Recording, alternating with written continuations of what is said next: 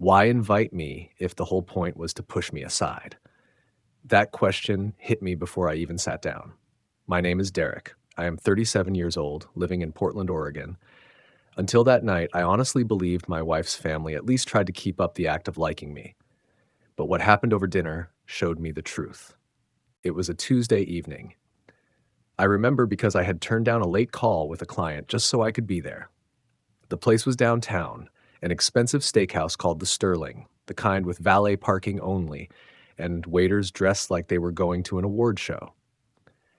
Catherine, my wife, had said her family wanted to get together. She had not exactly asked me to join, but the way she mentioned it made it sound like I was expected. I showed up in a navy jacket and a pressed shirt, uh, outfit I figured would buy me a few minutes before my mother-in-law, Victoria, found something to mock. At the podium, I gave the host my name. Before we continue, please subscribe to stay updated on our latest stories. Derek Morgan, I said, waiting for the usual smile and wave toward a table. Instead, he frowned. I am sorry, sir. I do not see a reservation under that name.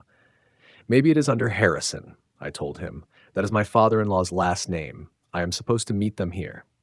He scanned the page again. Yes, here it is. A table for 6 under Mr. Robert Harrison. They are already seated.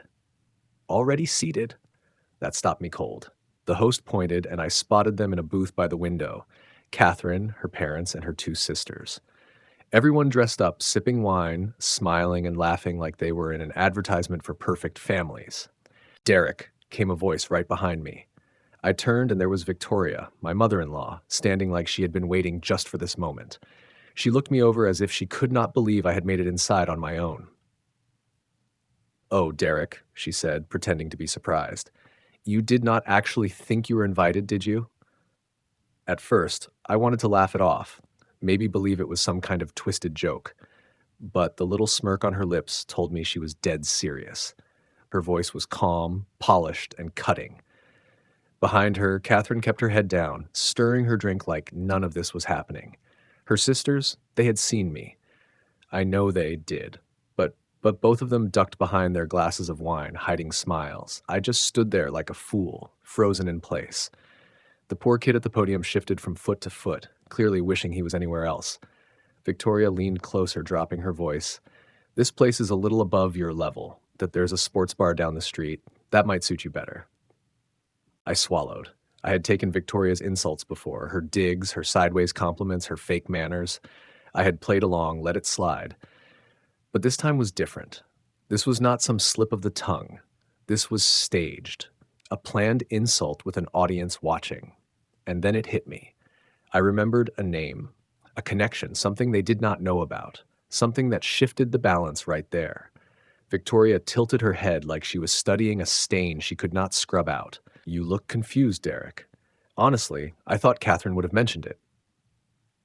I saw Catherine glance up for a second, but she never met my eyes. She looked at her wine glass like the answer was in the bottom. Her sisters, Ashley and Emma, had stopped hiding their amusement. Emma tried to cover her giggle with her hand, but Ashley just laughed openly. My hand tightened around the host's podium like it was the only thing holding me up. Victoria gave this dramatic sigh. You must have known this dinner was not for you. It is a family celebration, private and close. I am family, I said, and even as the words left my mouth, they sounded weak.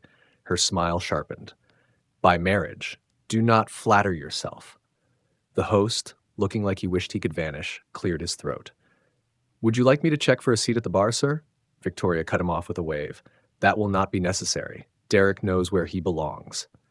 She leaned in again, perfume heavy and expensive. Like I said, the bar down the block, beer, televisions, specials, your kind of place. That was when it happened. The instant where something inside me hardened. It was not anger and not sadness, just this sharp, clear realization. I had taken her insults for years. On holidays, birthdays, even my wedding day, when she told me I cleaned up better than she thought I would. And I had smiled through it. But now I saw the truth. This was not passive-aggressive. This was open humiliation. They had brought me here just to cut me down. And Catherine? She was going to sit there and let it happen. I turned back to the host. Actually, I said, brushing my jacket sleeve, could you do me a favor? He blinked. Of course. Go tell James Sullivan I am out front. Victoria snorted. James Sullivan, the owner? I nodded. Yes, tell him Derek Morgan is here. He will know me. The host looked torn, like he did not know if I was kidding. Victoria folded her arms. Are you really serious? I met her stare. That perfect hair, the polished smile, the eyes always searching for weakness. I looked right through her. I am just getting started, I told her. She let out this sharp, brittle laugh, like I had just told the dumbest joke in the room. You think you can bluff your way into this dinner? Do you even realize who eats here? Do you know what this place stands for? I helped build it, I said, keeping my voice steady. Long before you ever even heard the name. That shook her. For the first time, her smile slipped. Catherine still had not spoken. She just kept stirring her drink like she was trying to hypnotize herself. James and I go way back, I added. We opened his first place together in Pearl District. I ran the bar back then. He will remember me. Victoria's lips parted like she was about to throw another jab, but nothing came out. She was caught. The host came back a moment later, eyes wide. Mr. Sullivan is on his way out. Victoria's arms slowly fell to her sides. She turned sharply toward Catherine. What on earth is he talking about? Catherine stayed silent. Not even a glance up from the glass. I looked instead and smiled, because I knew the moment was about to break wide open. Victoria was still trying to decide if I was bluffing when the double doors swung open. James Sullivan walked out, early 60s now, gray streaking his temples, but still built solid like he could haul a keg on one shoulder without breaking a sweat. His eyes swept across the lobby, and the second he spotted me, his face lit up like Christmas. Derek Morgan, he boomed, smiling wide like I had just made his night. Man, it has been forever. He came right over and pulled me into one of those hugs that was half bear squeeze, half backslap. James, I said, letting a touch of surprise show. I did not expect to see you out front yourself. For you? Of course. He grinned, pulling back. Last time I saw you, we were knee-deep in construction dust, arguing about cocktail menus. Yeah, I said with a smirk. And I was right. He laughed. You were. Best-selling drink 4 years running. Ask anybody. Behind me, the host stood frozen. Victoria looked like a statue, her jaw tight, her eyes refusing to blink. Over her shoulder, I finally saw Catherine lift her head from the table. No more pretending I was not there, no more stirring her wine. Her mouth hung open just a little, like she could not believe what she was seeing. James turned toward the host. Get this man whatever he wants. Table, drink, hell, the whole menu if he is hungry. Victoria's face twitched. Wait a minute. James turned to her like he had only just noticed her standing there. I am sorry, are you with Derek? She is my mother-in-law, I said before she could answer. James smiled knowingly. Ah, I booked a table under my husband's name, Victoria tried to explain, fumbling now. It is a family dinner. We were not expecting. James cut her off. Well, you have a table, and now Derek is joining you. Her eyes widened. Excuse me? I will not have him standing out here like he is not welcome. Not in my house. I had to fight back a grin. Victoria looked like she had just swallowed a lemon whole. But the booth is full. I will have another chair brought over, James said, or I will bump the table next to you if I have to. Derek gets a seat. That is final. Victoria opened her mouth again, but shut it without a word. James clapped me on the shoulder.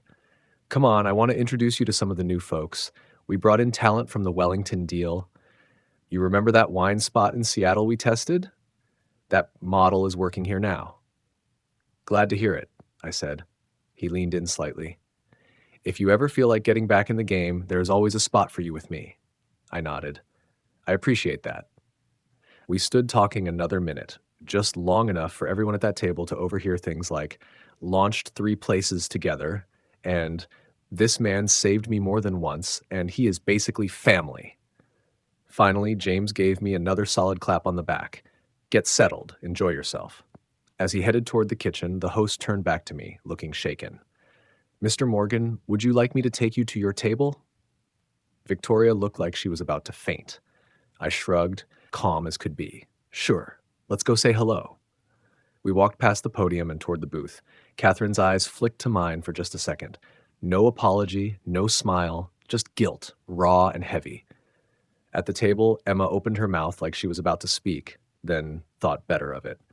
Catherine shifted over to give me space. Ashley's expression was a mix of curiosity and unease, and Victoria, she dropped into her seat like her strings had been cut. I sat down slow, laid the napkin on my lap, sat up straight, calm, collected, and for the first time that night, I was not just Catherine's husband. I was the man they had underestimated. And now, the balance had shifted. James had not even made it back to the kitchen before the staff started scrambling, adjusting the table around me. They pulled up an extra chair for me, like it was part of the show. Another server laid down a fresh place setting, unfolding the napkin with a little flourish, as if I were some kind of honored guest. It was not random. James had set the tone, and the staff was following through. Victoria hated every second of it. I saw her flinch each time someone addressed me as Mr. Morgan. Catherine slid her purse out of the way so I could sit beside her. Still not a word from her. As soon as I settled in, the waiter returned. "Would you care to see the wine list, sir?" he asked. Victoria, mid-sip, nearly choked. "Yes," I said casually. "Bring me the limited reserve list. James always sets aside a couple bottles for me." The waiter nodded and hurried off like he was carrying orders from royalty. Victoria tried to regain control. She forced a smile so stiff it looked like her face might crack. "Well," she said, lifting her glass too high, "this is unexpected." "Sure is," I answered, matching her fake cheer. "Catherine never mentioned this was supposed to be a private dinner." "She did not think you would be interested," Victoria said smoothly. "This sort of place is not really for everyone." Catherine kept staring at the tablecloth, eyes locked on the threads like they held her escape. Emma cleared her throat, trying to shift the mood. "So, Derek, you and James really go back that far?" "I ran the bar at his first place when it opened," I told her. "Trained half the staff myself. Later, when he started looking to expand, I helped him draft the investment proposal that pulled in his first partners." Ashley blinked. "Wait, you are actually in the business?" "I was," I said. "Still take on consulting work now and then. In fact, I handled the permit process for this very building." Victoria could not stop herself. "Well, bartending and consulting are hardly the same." I smiled at her. "Exactly. That is why I charged him a six-figure fee for the permit work, and I did not even bill him for the introductions I arranged. That would have been tacky."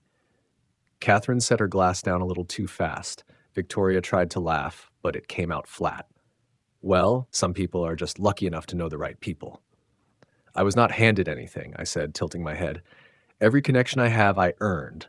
Not all of us are born into a Rolodex." Her eyes narrowed. "Some of us understand the importance of legacy." "Sure," I said evenly, "but it helps to check where that legacy's money actually comes from."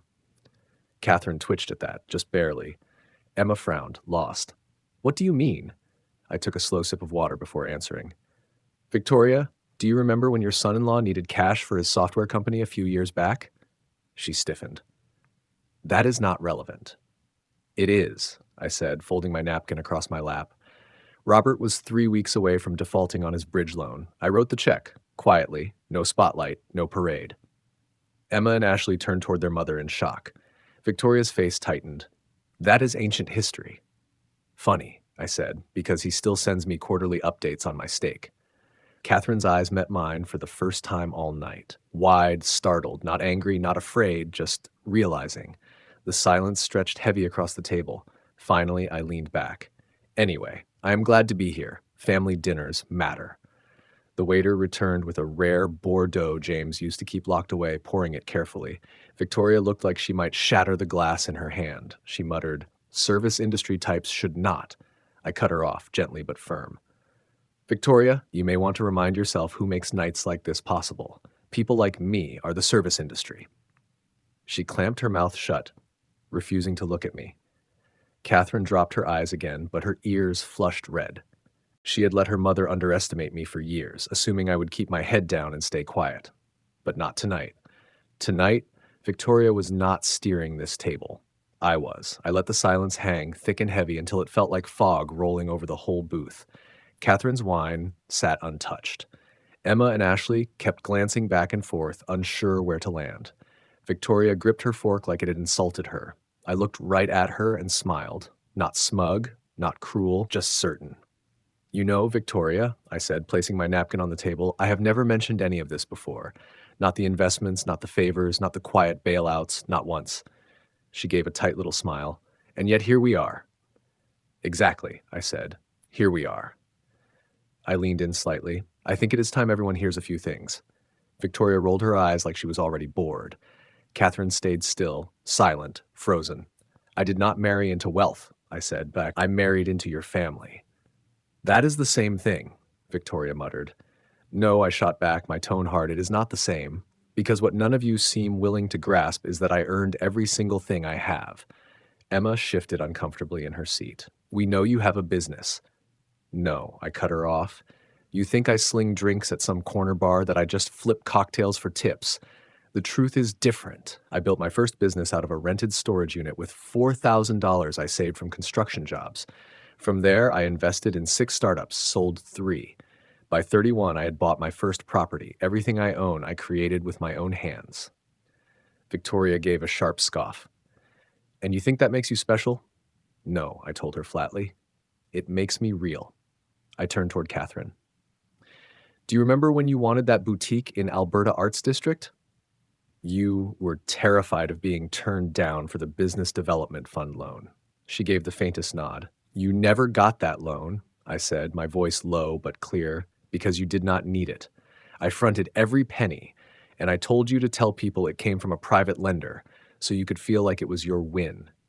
Emma's jaw dropped. I helped her write the plan, sat with her contractor, combed through every lease agreement, I went on, and I never once asked for credit because it was not about me. I turned back to Victoria. It was the same with your husband's firm. He was drowning, and you know it. I stepped in, covered the shortfall, and I never once made it a show. Victoria shook her head, refusing to believe it. And I filled Ashley's tuition gap when she lost her scholarship junior year, I added. Remember the mysterious donor you all thanked in the family group chat? That was me.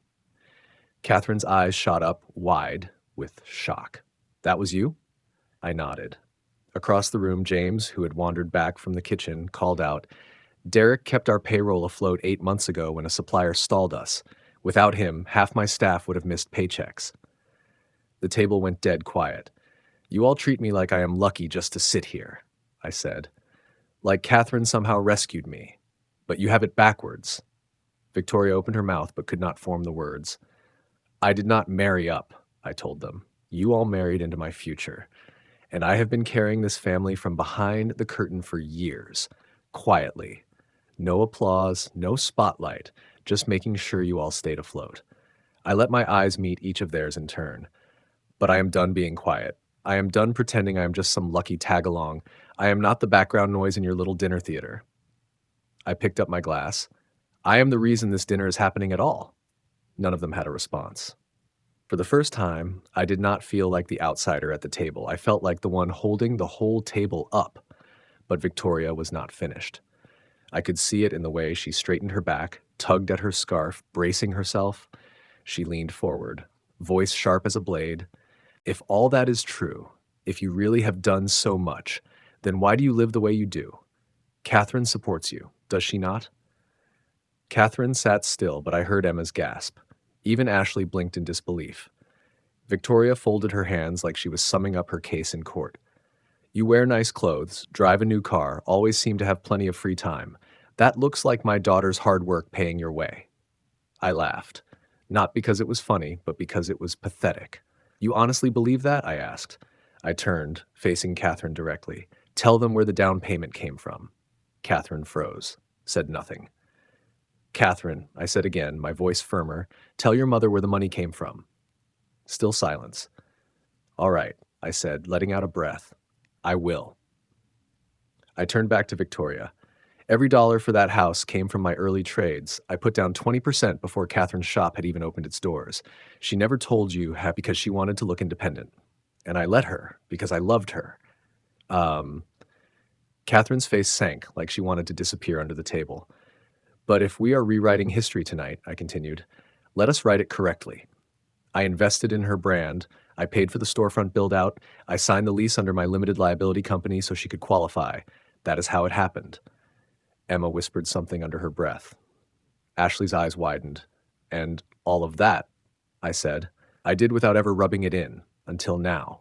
Victoria reeled back as if I had slapped her. She fumbled for a comeback. Well, money is not everything. What matters is who shows up, who holds this family together. You mean you? I asked. She had no answer.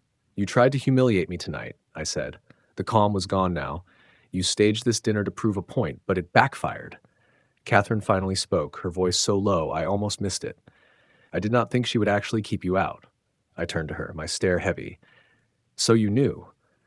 I thought she would calm down, Catherine said, her eyes fixed anywhere but mine. She told me you would not enjoy it anyway, that it was more for the girls. Right, I answered, my voice bitter. Because nothing says sisterly bonding like stabbing your husband in the back with a linen napkin. Nobody spoke. Wine glasses sat full, plates untouched. The whole table had turned cold, or us. This dinner was never about food, I said, pushing back from my chair. It was about clarity. Catherine finally looked up. I held her gaze, not angry, just exhausted. I had already decided to walk, I told her quietly. Tonight only confirmed it. What does that mean? Victoria asked, her voice suddenly shaky. It means, I said, turning toward her, this little performance of yours was not the start of anything, it was the end. Catherine's eyes glazed over. I am not going to yell. I am not going to fight. I am finished. You are bluffing, Victoria spat. No, I said. I am free. I looked around the table one last time. I gave every one of you chances, and all you did was prove I was right to leave. Then I walked out. No shouting, no scene, just the truth. Behind me, the table stayed silent. They knew. They had not just pushed me too far. They had lost the one person who had quietly given them more than they ever deserved. The drive home was quiet. No radio, no phone. Just my hands steady on the wheel and my eyes fixed ahead. It was done. Really done. At the house, I parked in the driveway instead of the garage, a small but deliberate choice. Inside, the place still smelled faintly of the lavender diffuser Catherine always left running in the hall. I did not turn on the lights. I walked straight to the office. In the bottom drawer of the file cabinet, inside a small safe, were the papers. Contracts, bank records, stock certificates, the investment ledgers for Catherine's boutique. Her company was under her name, just like she wanted, but I had structured my funding as equity. 60% of it belonged to me. I pulled the folder out, laid it on the desk, and began taking pictures. Every document, every transfer, every signature. I uploaded everything to the cloud and backed it up to an external drive. I was not leaving anything behind. Then I opened the closet and dragged out the gray suitcase I usually saved for business trips. I packed slowly, without emotion. A few changes of clothes, my laptop, my watch, my passport, the charger she was always borrowing and never returning. I left the closet half full on purpose. I was not sneaking away, I was walking out. I set the suitcase by the door and sat on the couch to wait. Around 11:15, I heard the key turn. Catherine came in, heels clicking on the tile. She did not see me at first. She dropped her bag on the entry table, kicked off her shoes, acting like everything was normal, like tonight had not blown up what was left of our marriage. When she turned and saw me sitting there in the dark, she jumped. Jesus, Derek. I did not move. Hey, her eyes darted to the suitcase. What are you doing? I stood. I am leaving. Her eyes went from the bag to me. You are serious. I was serious when I said it at dinner. I thought you were just mad that you needed to cool off. I shook my head. Catherine, I have been cooling off for 7 years. She crossed her arms, trying to stay composed. So that is it. You were walking out after one bad dinner? I laughed under my breath. One bad dinner? You sat there and watched your mother mock me to my face, and you said nothing. You let her exclude me from a dinner I paid for half of, in a restaurant I helped build. Do you even hear yourself? She told me you were not going to come, she said defensively. She said it was just for the girls. I did not know. Stop. I cut in. You knew exactly what kind of woman your mother is, and you let her stage this. Catherine lowered her eyes. So now what? You just leave? I picked up the suitcase. I already have. She stared at me. You are going to regret this. No, I said calmly. You are. She scoffed. You think you will be fine without me? I set the suitcase down and pulled one last document from my inside pocket, a clean, signed summary of ownership for her boutique. I own 60%, I said, holding it up. Her face went blank. What?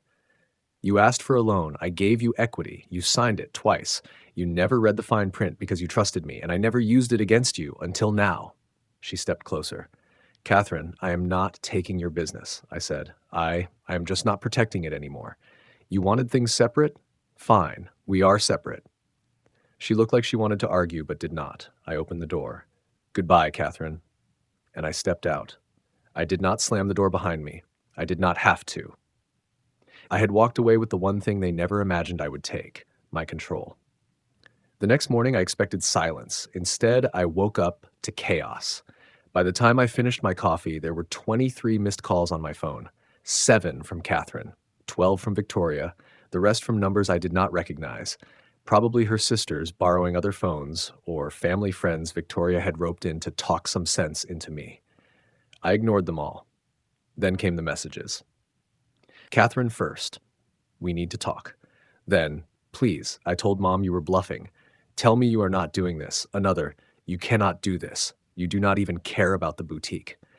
Then Victoria's text, straight to the throat, you are a disgrace. You embarrass this family. You will not get away with this. That one made me laugh out loud. An hour later, her lawyer tried calling. I saw the firm name flash on the screen, big downtown office, the type that usually handles spoiled kids suing their roommates over loud music. I let it ring. Instead, I messaged my own attorney, a man who still owed me for helping him through a nasty property fight years ago.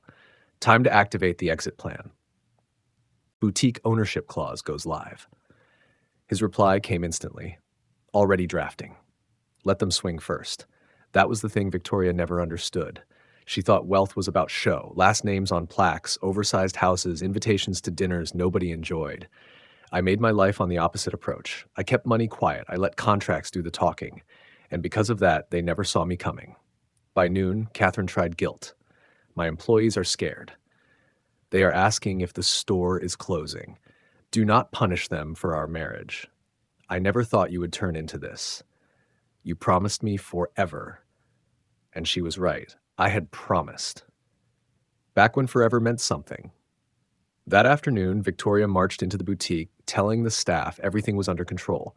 She did not realize one of them had already forwarded my signed ownership papers to the team, documents showing I held majority control now, and that operations would run through me. Within hours, 2 of Catherine's most loyal workers resigned. By the end of the week, foot traffic slowed to a trickle. I did not sabotage her. I did not need to. Word spreads fast when people learn the golden girl they worshipped was standing on someone else's foundation. Catherine made one last attempt. You do not want this in court. Let's be adults. I replied with a photo of the investor agreement, her signature next to mine. The equity split circled in red, 60-40. She never answered. A day later, her lawyer finally reached mine. They wanted to renegotiate the terms. My attorney did not even bother with a draft. He just sent them the clause that said ownership was permanent and non-revocable in the event of divorce. They were stunned, because everything they believed rested on assumptions that I would always be polite, dependable, easy to manage, but I was not angry anymore. I was finished. A few days later, I got a call from the leasing office of the luxury condo Catherine and I had once toured together. Back then, Victoria had convinced her it was too much space for a couple without kids. What none of them knew was that I had quietly bought the place 8 months ago, in my name. When I rolled in with my suitcase, the front desk manager smiled. Mr. Morgan, your keys are ready. That night, I stood in front of the floor-to-ceiling windows, bourbon in hand, scrolling through one last voicemail from Victoria. Her voice hissed through the speaker. This is not over, Derek. You need us more than you think. I smiled, because that was the twist she never saw coming. I never needed them. They needed me. And now they were on their own. A few weeks later, I sat on the balcony of my penthouse, morning light spilling across the skyline, wondering why I had not done this sooner. The condo was quiet. No passive-aggressive jabs. No slammed doors. No fake civility stretched thin across cold silences. Just peace. Just mine. The divorce papers had been finalized 10 days earlier. Clean break. No alimony, no shared assets, freedom. My lawyer made sure every clause tied to the boutique was ironclad. Catherine never even tried to contest the paperwork in the end. I think she understood it would only get uglier if she did. I left her the house, the furniture, even the wedding china Victoria had insisted we register for just to keep up appearances. I took my name off everything that was not worth the fight and kept what mattered. My assets stayed secure, my portfolio untouched, my dignity reinforced. A few days after the divorce papers were signed, James called. "You finally did it," he said, his tone more relieved than surprised. "Did what?" "Cut loose the anchor. I always wondered how long you were going to let that family weigh you down." "You and me both," I said, laughing. But James had not called just to chat. He had an offer, a high-end whiskey lounge right in the heart of Austin. He wanted a partner with real experience, someone who had earned his stripes. "You helped me build my first four," he said. "Let's build you one now." I did not hesitate. "Send me the specs," I told him. "Let's make it happen." That same week, Victoria tried calling again. I let it ring until it stopped, then blocked her number. The next day, she tried her sister's phone. Blocked that too. I was done listening to backpedaling dressed up as apologies or olive branches soaked in vinegar. That bridge was not just burned. I bulldozed it and paved over the ashes. Then Catherine texted. 3 words: "Can we talk?" No apology, no explanation, no context. I stared at the message for a moment, then set my phone face down on the patio table. Some things do not need an answer. A week later, a finance alert popped up from a monitoring service still tied to the boutique. Public notice, Chapter 7 bankruptcy. It did not surprise me. Without my systems, supplier contracts, tax prep, payroll automation, the boutique was just a beautiful space with a fragile brand. I did not celebrate, but I did feel clear. For the first time, I was free of a family that never really saw me, free of the weight of trying to prove myself to people who only saw me as Catherine's quiet, convenient husband. The man left off group texts. The man told to wait in the car. No more. Now, when I walked into a room, it was on my own terms. When I looked in the mirror, I saw the man who built everything with his own hands and walked away when it no longer served him. The man who did not beg for a seat at the table when he could buy the building next door. The man who did not need approval from people who had never earned his respect. And best of all, I had not just escaped their story. I had begun writing my own. It was a quiet Saturday morning, the kind when the whole city feels half asleep. I sat on the balcony with a cup of coffee in one hand and my phone in the other, scrolling the news. That is when I saw it. Buried in the business section of the Portland Tribune, Robert Harrison steps down as managing partner of Harrison Capital Group amid financial restructuring. I clicked before I realized. The article was short, just corporate filler. Undisclosed financial difficulties, reorganization strategy, temporary leadership adjustment. But I knew the truth. I knew which loan had come due, the one refinanced 18 months ago, the one I had co-signed and quietly floated while Robert shuffled credit cards to keep the lights on. Without me, they could not make the payment. No more safety net, no more quiet bailouts, and now, no more firm. I set the phone down, leaned back in my chair, and stared out at the skyline. The sun was climbing. A soft breeze rolled over the balcony. Below, the world kept moving. Up here, it was just silence. Clean, poetic silence. They thought they could erase me, push me off stage, shrink me into a footnote in Catherine's curated life. But they missed the point. I had been holding the pen the whole time. I wrote checks with no name attached. I signed contracts no one bothered to read. I sat through years of shallow smiles and fake gratitude. Waiting. Always waiting for someone to actually see me. They never did, so I stopped waiting. And I started rewriting, not out of revenge, not even out of anger, out of self-respect. I did not burn down their world. I just stopped patching the holes they refused to acknowledge. And when it all collapsed, they finally understood what I was worth, not because I told them, but because I left. The phone buzzed against the table. Another text from Catherine. "I did not know he was stepping down. Thought you would want to know." I read it. I smiled. And I let it sit there without a reply because she still did not understand. This was never about staying tied to them or being updated or kept in their circle. This was about the night they shut me out and me realizing I did not need to stand outside their door anymore. So I drew a new circle, larger, stronger, my own. And that was the real legacy. Not the checks, not the contracts, not the titles or the shares. The freedom. To hear the next story, click the box on the left. And as always, thank you for watching.